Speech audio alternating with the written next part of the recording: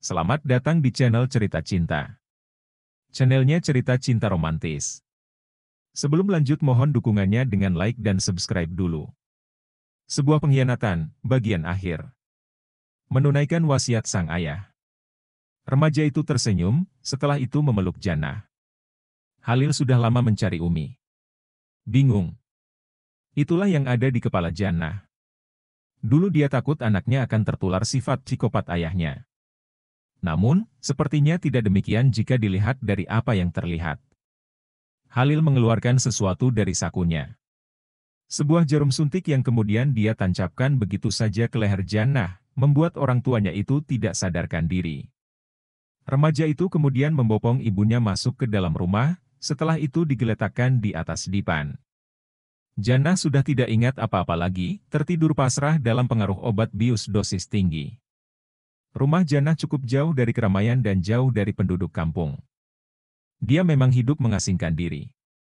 Tidak ada yang tahu apa yang ada di benak Halil saat ini. Dia kemudian meloloskan seluruh pakaian ibunya. Jannah masih sintal meskipun usianya sudah tidak lagi muda. Dan apa yang dilakukan Halil kemudian sangatlah tidak masuk akal. Tubuh Jannah dia potret, setelah itu dia ciumi dari ujung kepala hingga ujung kaki. Beberapa kali dia tandai dadanya. Setelah itu dia biarkan Jannah sambil menunggu ibunya siuman. Waktu berlalu dengan cukup lambat, hingga sore hari tiba, lalu berganti malam. Jannah pun sadar. Apa ini? Halil? Apa yang kamu lakukan, Nak? Kini dia panik, bahkan sekarang dia baru sadari tak ada satupun yang menempel di badannya. Wajah Halil mirip seperti ayahnya, hal itu membuat memori Jannah tentang Arif kembali lagi hadir. Yang bikin Jannah terkejut adalah Halil sudah tidak memakai apa-apa. Halil? Halil mau apa kamu? Jangan. Aku ibumu, jerit Jannah. Kenapa sih, setiap orang yang ingin mengasingkan diri selalu jauh dari keramaian? Umi menjerit pun tidak akan terdengar oleh siapapun, ucap Halil sambil mulai beranjak ke atas ibunya. Malam ini Halil ingin masuk ke sini lagi. Halil membelai titik inti Jannah dengan jari telunjuknya. Halil, sadar. Jangan kau lakukan itu, Nak, pinta Jannah. Kenapa? Bukankah Umi mengkhianati Abi? Umi juga membuang Halil, bukankah itu artinya Umi tidak menginginkan Halil? Artinya biarkan Halil masuk lagi ke tempat di mana Halil keluar waktu dulu, ujar Halil. Jangan.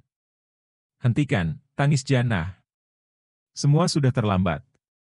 Jannah tak bisa bergerak, sekuat apapun meronta dekapan Halil sangat kuat, bahkan jeritannya pun tidak akan terdengar karena jauh dari tetangga, mana dia tinggal di atas lereng bukit. Halil tidak lagi bicara, dia langsung membelai Jannah, tapi kali ini dia memperlakukannya dengan beda.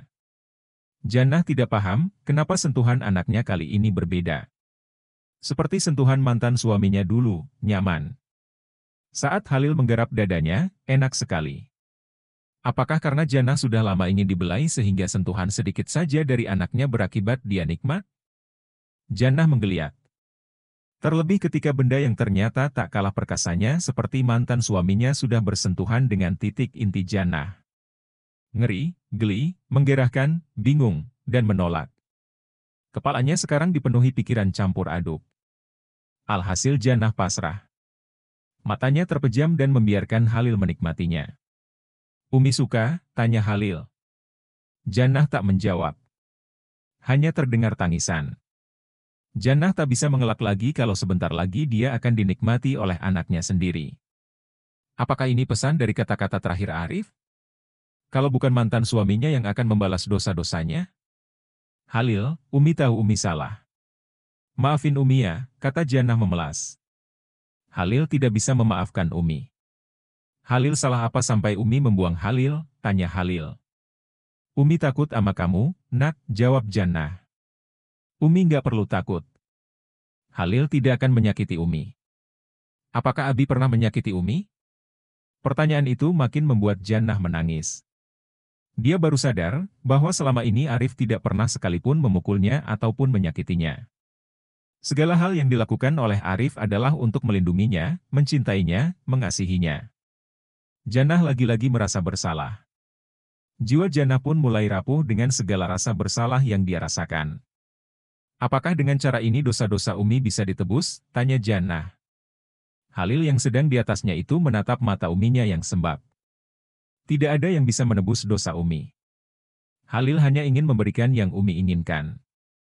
Bukankah Umi tidak menginginkan Halil? Jangan buat Umi makin merasa bersalah, nak. Kalau memang Halil ingin nikmatin Umi, lakukan saja. Puaskan, Umi akan tanggung semuanya. Ini memang salah Umi, Jannah mulai sesenggukan, kumohon, jangan sakiti Umi. Umi akan sayangi Halil, kamu bisa tinggal bersama Umi. Benarkah? Tanya Halil. Halil belum pernah merasakan nikmat sebelumnya. Umi jadi yang pertama. Jannah mengangguk. Mata Jannah kini dalam kesedihan. Dia hanya ingin semuanya berakhir. Dia tak bisa menyakiti anaknya ini, Halil, satu-satunya darah dagingnya. Kini keduanya saling pandang. Jannah merasa orang yang dihadapannya ini adalah Arif. Wajah mereka sangat mirip, bahkan bentuk tubuh mereka sama-sama kekar. Jannah lalu mendekatkan bibirnya, lalu mereka berpagutan. Silaturahim kembali terjalin antara hasrat keduanya. Suasana malam syahdu mengantarkan angin dingin naik ke bukit. Kabut pun mulai menyelimuti malam itu, membuat bulu kuduk perempuan itu meremang saat sentuhan tangan Halil kembali bergerilya. Jannah juga tahu benda Halil yang sudah tegak seperti Tugu Monas itu butuh belayan. Tanpa diperintah seolah dimainkan oleh instingnya, Jannah menundukkan kepalanya, padahal dulu benda ini kecil. Kini bentuknya besar, panjang, keras. Ah! Umi, desah Halil. Halil pun berbaring, menyaksikan aksi Jannah yang begitu lembut dan telaten pada tugasnya. Pemandangan yang baru pertama kali dia lihat, perasaan aneh yang pertama kali dia rasakan. Umi suka? Tanya Halil. Memang aneh perkataan itu. Namun, Jannah tahu itu semata-mata untuk memberikannya kenikmatan. Terlebih lagi, Jannah sekarang telah menyerahkan dirinya. Suka, kata Jannah. Ah, desah Halil. Tangan Halil tak tinggal diam. Dia bergerilya juga di titik 0 km Jannah yang perlahan-lahan mulai meresponnya. Jannah pun mendesah. Kenyataan bahwa sekarang ini Jannah sudah lama tidak dibelai membuat hasratnya naik. Apalagi Halil begitu lihai, nah dari mana ia belajar akan hal itu? Tubuh Jannah mengejang hebat entah apa yang dirasakannya. Umi, sudah. Aku ingin masuk ke tempatku dulu dikeluarkan, kata Halil. Jannah menurut, lalu berbaring. Kembali Halil berada di atas. Kedua mata mereka bertemu. Halil merasa Jannah adalah wanita tercantik di dunia saat itu. Bendanya sudah mengangguk-angguk di depan 0 km, akan membuka jalan pendakian. Perlahan-lahan benda keras dan tegak itu pun diarahkan ke titik inti 0 km Jannah. Tinggal menghitung detik dan keduanya pun bersatu lagi menempuh petualangan dan pendakian ke puncak kenikmatan. Lenguh keduanya. Jannah tak pernah menyangka dia akan berpetualang nikmat dengan anaknya sendiri. Ini salah. Kalaupun sekarang dia akan dihukum pun dia rela. Dia pasrah, terlebih saat anaknya mulai mengajaknya bersilaturahim. Mereka berpelukan dan Halil pun mulai tugasnya dengan mantap. Keduanya terbuai dalam petualangan tabu, para setan bersorak-sorai melihat bagaimana mereka telah melanggar batas-batas ini. Dalam lautan kenikmatan itu Halil benar-benar mengagumi Jannah. Dia sudah kangen. Napasnya memburu, maklum dia baru pertama kali berpetualang nikmat. Pelajaran nikmatnya saja dia dapatkan dari nonton film. Nggak butuh waktu lama, kurang lebih 10 menit, kemudian Halil menyemburkannya, masuk begitu saja ke 0 km Jannah yang paling dalam. Jannah pun pasrah mendapatkan perlakuan itu, tanpa dia pedulikan akan jadi ataukah tidak. Keduanya mengatur napas sejenak. Anehnya, Jannah bisa mencapai puncak dalam waktu secepat itu. Apakah karena dia sudah rindu belayan seorang laki-laki? Aku sayang Umi, ucap Halil, jangan pergi lagi ya. Air mata Jannah menetes lagi. Umi juga sayang Halil. Masih di atas Jannah, Halil meletakkan kepalanya bersebelahan dengan kepala ibunya. Keduanya masih mengatur napas, sebab tahu kedua insan ini pasti akan mengulangi lagi. Kamu mirip abimu. Gagah, tampan, puji Jannah. Umi nggak menyesal. Umi malah senang Halil bisa ada di sini. Biarlah ini akan jadi jalan Umi untuk menebus dosa, ucap Jannah. Jannah mengusap-usap punggung Halil dengan penuh kasih sayang. Anak yang dulu dia gendong dan sering tidur di pelukannya, sekarang memeluknya dan menindihnya. Anak durhaka, tapi mau bagaimanapun Halil adalah warisan mantan suaminya. Dia masih cinta dan cinta itu harus dia berikan kepada Halil. Lama mereka dalam posisi seperti itu hingga napas mereka kembali tenang. Sementara itu kebanggaan Halil kembali bangun. Menyadari hal itu Halil bangkit. Dia menarik ibunya agar juga bangun. Dalam sekali gerakan, Jannah diputar hingga membelakanginya. Jannah pasrah, ia kembali meneruskan petualangan nikmatnya lebih jauh dan mendalam mendaki puncak kenikmatan. Ah! Keduanya kembali terlena dalam lautan pendakiannya. Halil memegangi Jannah. Ia makin bersemangat berpetualang, berbagai gaya ia keluarkan untuk menjalani pendakiannya bersama Jannah. Jannah pun begitu hanyut dalam petualangannya. Ayo ajak Umi, nak. Nikmatin Umi sampai ke puncak, ucap Jannah.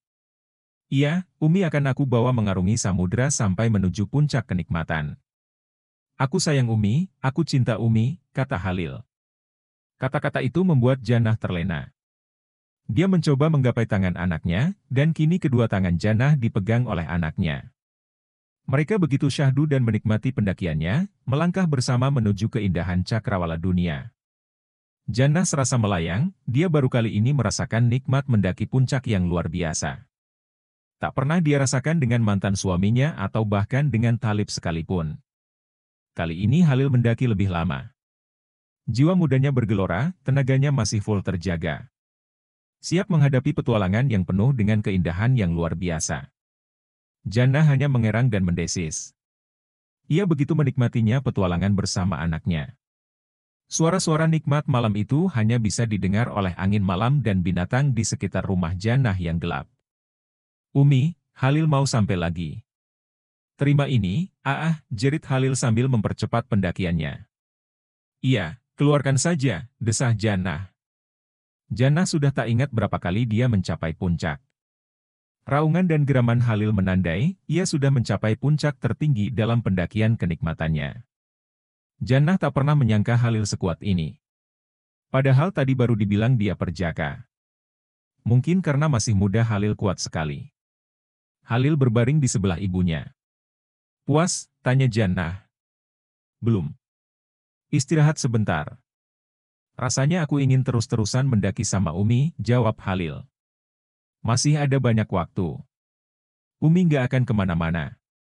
Halil lalu memeluk ibunya. Keduanya hanyut dalam kerinduan. Bertahun-tahun tidak bertemu dan berakhir dalam kenikmatan. Jannah yang sudah berkubang dosa, harus menerima dirinya terjebur ke dalam dosa yang lebih gelap. Inilah pembalasan Arif untuknya.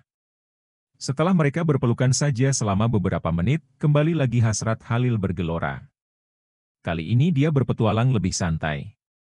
Jannah duduk di atas pangkuannya, setelah itu kembali dalam pendakian yang begitu indah. Kali ini begitu hikmat dan santai, tapi dengan tujuan yang sama yaitu puncak kenikmatan yang begitu indah. Perempuan yang terhormat ini pun sudah tak peduli lagi dengan keadaan dirinya yang hina. Dia dulu sudah hina, karena berselingkuh dari suaminya. Menjual kehormatannya hanya, karena ketakutan yang tidak ada artinya.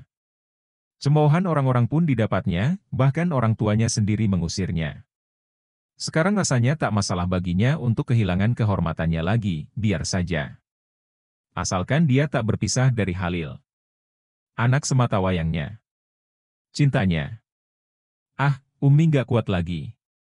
Umi sampai, jerit Jannah. Berada di atas memang kelemahan Jannah. Dia memeluk anaknya erat-erat sambil merasakan dan menikmati indahnya puncak. Nikmat sekali. Sedikit lagi aku juga sampai, kata Halil.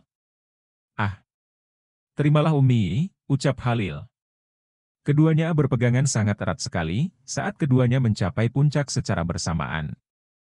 Keduanya sudah kehabisan tenaga, begitu dahsyat pendakian dan petualangan mereka dalam mengarungi samudera hasrat, hingga sampai di puncak kenikmatan berkali-kali. Setelah itu, hanya keheningan dan suara-suara jangkrik di luar mengantar mereka terlelap menuju mimpi. Jannah bermimpi indah malam itu. Dia hidup bersama Halil dengan bahagia.